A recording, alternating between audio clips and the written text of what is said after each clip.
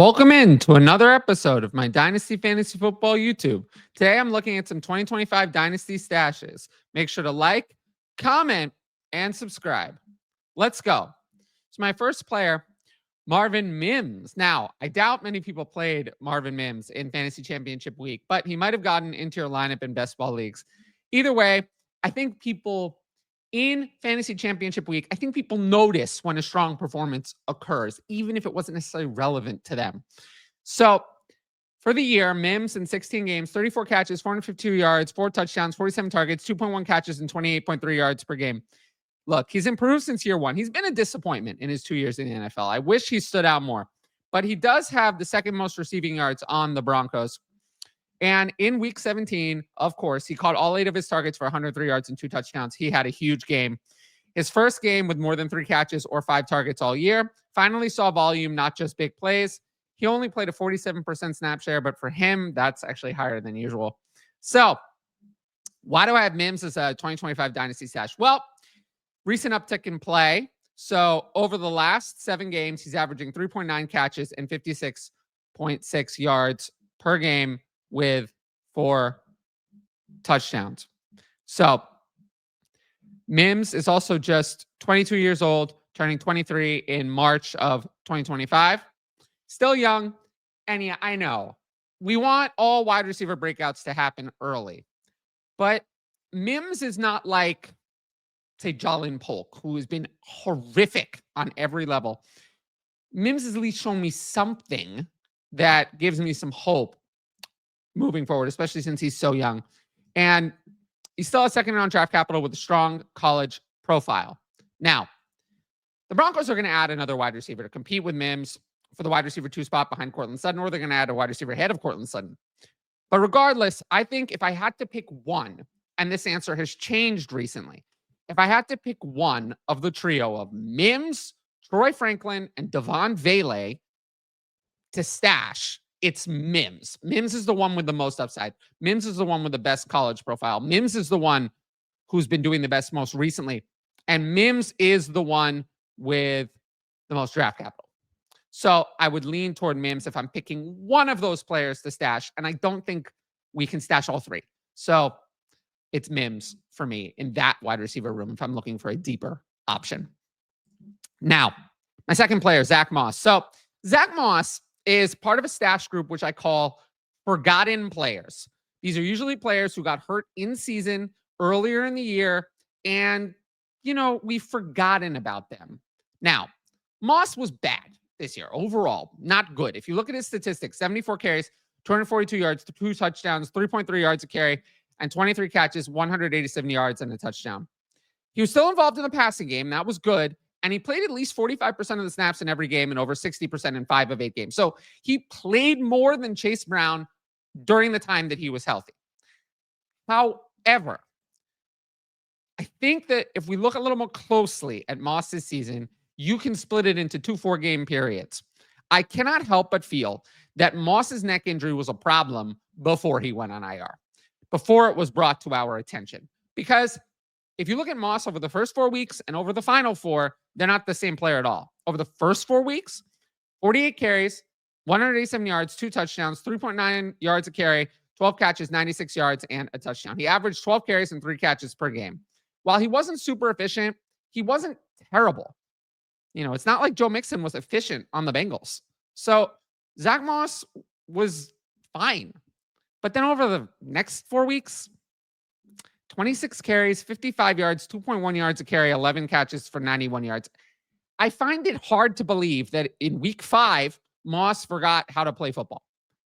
He'd been very consistent for all of 2022 and all of 2023.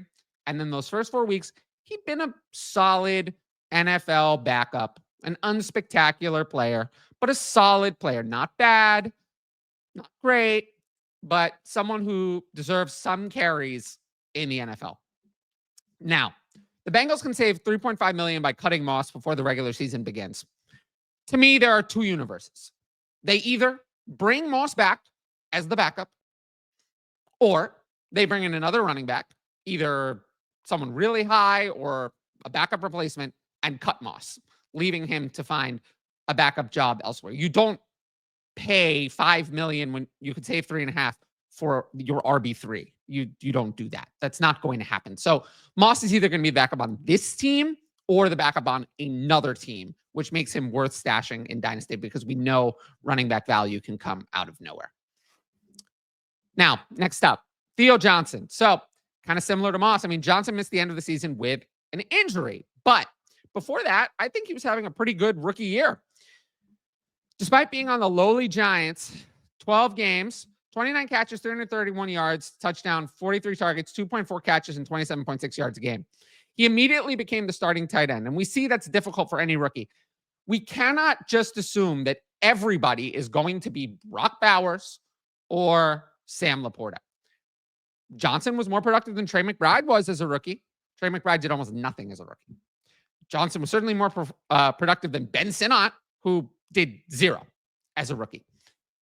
We can't just look at the two really good examples. So any production from any tight end as a rookie of any relevance is good.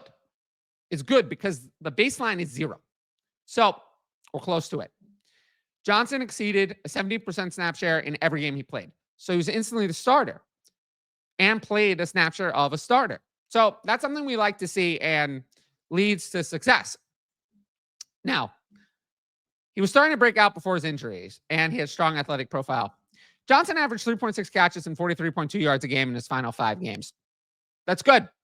For a tight end, that's really good, especially for someone in such a putrid offense and competing with target volume wide receivers. I mean, both Malik Neighbors and Wan'Dale Robinson have had over 100 targets this year. And then Johnson was an extremely athletic prospect coming into the NFL out of Penn State. So, look, I'm not saying that Johnson is going to hit. The odds are not in his favor. But the type of guys that could be actually valuable in Dynasty are not your Cole Kmet, your Cade Otton, your Jake Ferguson, your Dalton Schultz, Austin Hooper. These guys, we know what these guys are. They're replacement for injured wide receivers, desperation options. Johnson is athletic, so he's someone who could gain value. Not saying he will, but he could. So because he could, then he's someone would be high on my list of tight ends to stash. If you like my YouTube content, you should sign up for the Patreon right now. I'm offering a 50% discount at all tiers using the code TylerYT. It's 50% off your first month, or you can sign up for a year and then you get a built-in discount of 20% for the entire year. So those are the two discount options. You get my rankings, access to the Discord, and the ability to ask in advance questions for YouTube videos. There's also write-ups. I'm going to do a whole video on what I'm offering as well. And tiers begin at just $6 a month, $3 with that discount on the first month, and include all of that. If you want to know more about the Patreon, check out my Why You Should Join the Patreon videos on the channel. Of course, I'm going to do another one of these probably in the near future. And, just we're going to be covering things on there that, outside of favorable algorithm times on the YouTube. For example, rookie content. You'll see that on the YouTube starting in April. I'll be covering it on the Patreon starting after the underclassmen declare deadline on January 15th. So I'll be doing YouTube content and the page or rookie content in the Patreon for about 3 months before I do it on the YouTube. So that's just an advantage of signing up for the Patreon. If you want to hear my rookie takes, those will be coming months early on the Patreon. But with that said, let's jump into my next stash. So O'Connell's very typical Superflex stash for me because I feel like we have the same situation with him the last 2 years. He starts off as the backup behind a meh veteran starter, takes over midseason, and we may be heading down that road again in 2025. So this year, 8 games, 6 starts, 62.2% completion, 6 touchdowns, 3 interceptions, 6.7 yards per attempt, 17 carries for 17 yards and a touchdown. Very similar stats to 2023, almost identical.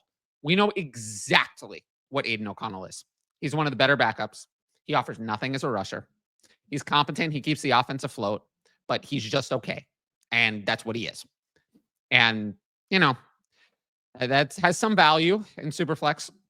And it could be that he gets some more starts next year. So let's look at why I see it that way. The Raiders' winning streak The last 2 wins played them out of the top quarterbacks in the 2025 NFL draft. Right now, the Raiders hold the 8th overall pick. At best, if they lose the final game, some things go their way, maybe they could move up to 5 or 6. They're not going to have a top 3 pick. That's not possible. So because that's not possible, without mortgaging their entire future, they won't have access to Shadur Sanders or Cam Ward. And those are okay prospects. I would not mortgage my future for Sanders or Ward. I'm not, they might do it, but I'm not saying they will. And teams at the top will also need quarterbacks. So I'm not sure that that's going to be really an option for them.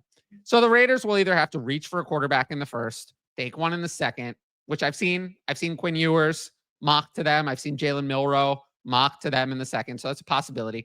Or sign a free agent, which means O'Connell could find himself in a similar spot. Either, look, if you draft Quinn Ewers or Milroe, these players are not ready to play. These are not ready to play in the NFL. So O'Connell could find him in the opposite spot as he was this year, starting at the beginning and then maybe being replaced midseason. Or if the Raiders sign a veteran like Kirk Cousins or Aaron Rodgers would really be bad. Kirk Cousins is more likely. And it doesn't work out, then O'Connell could again find himself starting in the middle of the year. But these are the types of players you want to stash in Superflex because they have potential value at a low cost. And now my last player, Olamide Zaccheaus. Maybe Jaden Daniels is just magic. Everything in this offense turns to gold. Zaccheaus, over 16 games, 43 catches, 455 yards, 3 touchdowns, 59 targets, 2.7 catches, and 28.4 yards a game. Honestly, I'm surprised he's been this productive. He's quietly been involved all year. He's third on the Commanders in targets, receptions, and yards, and touchdowns behind Terry McLaurin and Zach Ertz. But everything changed when Noah Brown went on IR. Zaccheaus averaged 5.3 catches and 63.7 yards with 3 touchdowns in the last 3 weeks. He had 80 catches, 85 yards, and touchdown in week 17. But basically, he slotted right into Noah Brown's role ahead of Luke McCaffrey. Luke McCaffrey is just playing in the slot. Zaccheaus played 69 and 76% of snaps the last 2 weeks. So he became their wide receiver 2 once Noah Brown went on IR. Now, look, I'm not saying that Zaccheaus is going to be a great player, but we do see wide receivers break out later in their careers. And he has a chance now to play well over the rest of his season. There's a big game. I guess it's not that important, but there's a relevant game for him to play in week 18. And then the NFL playoffs, maybe Zaccheaus is going to perform well there. And he could earn a decent contract somewhere else or back with the Commanders as their wide receiver 3. And this could be a player who has some value. It's kind of a long shot, but we like the offense that he's in, and who knows? Stranger things have happened. And I do think he's produced a lot more than people think this year.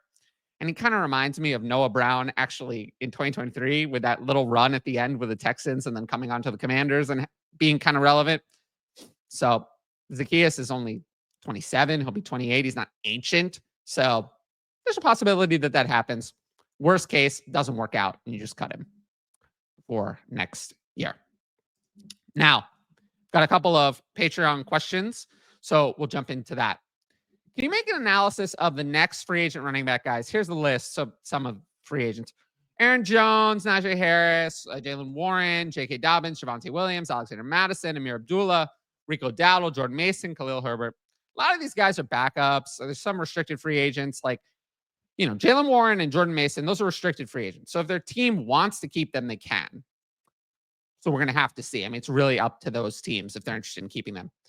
Aaron Jones, I think, is going to return to the Vikings. I think he likes being there. And J.K. Dobbins, I expect to return to the Chargers. I do think they'll face competition from an incoming rookie to kind of fill out those backfields, but I kind of expect those guys to stay where they are. Of these, the only player I really see going elsewhere and signing as a starter is Najee Harris.